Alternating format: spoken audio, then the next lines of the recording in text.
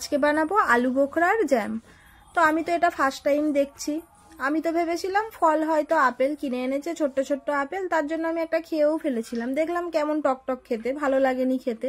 তো হাজব্যান্ড বলল এটা দিয়ে নতুন কিছু একটা ট্রাই করো না, তার জন্য আমি এটা জ্যাম বানাবো ভাবলাম। তো প্রথমেই খোলাগুলো ছাড়িয়ে দানাগুলো ফেলে দিয়েছি, ছোট্ট ছোট্ট দানা ছিল। তো এরপর আমি গ্যাসটা জ্বালিয়ে আলু বোখরাগুলো কড়ার মধ্যে দিয়ে দিলাম। দিয়েই আমি হাফ বাটি চিনি দিয়ে দিয়েছিলাম, কাঁচের বাটির হাফ বাটি দিয়েছি চিনি। দিয়ে কিছুক্ষণ নেড়ে চেড়ে নিয়েছি।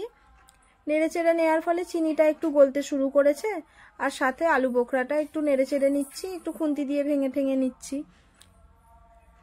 যাতে তাড়াতাড়ি সিদ্ধ হয়ে যায়। তো কিছুক্ষণ পরেই আমি একটা ছোট্ট দারচিনি আর একটা তেজপাতা এর মধ্যে দিয়ে দিয়েছিলাম একটু সেন্টের জন্য। তো তেজপাতা আর দারচিনিটা দিয়ে আর একটু নেড়ে চেড়ে নিচ্ছি। নেড়ে নিয়ে আমি ঢাকা দিয়ে রেখে দেব কিছুক্ষণের জন্য, যাতে তাড়াতাড়ি সিদ্ধ হয়ে যায়। তো আমি এবার ঢাকনাটা খুলে দেখলাম অনেকটাই চিনির রসটা মরে এসেছে। তো আর একটু খুন্তি দিয়ে আলু বোখরাটাকে নেড়ে দিচ্ছি যাতে গলে যায় তাড়াতাড়ি।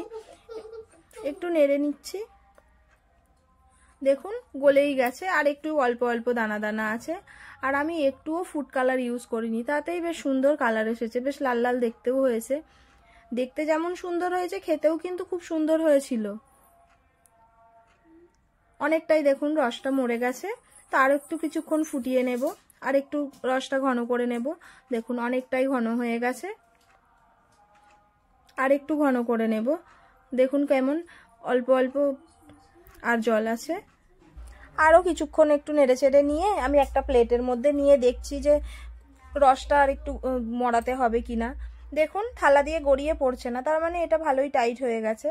তো আমি এবার গ্যাসটা বন্ধ করে রেখে দেবো কিছুক্ষণ ঠান্ডা হওয়ার জন্য। ঠান্ডা হলে আর একটু টাইট হয়ে যাবে। আর এটা কিন্তু খেতে সত্যি খুব সুন্দর হয়েছিল।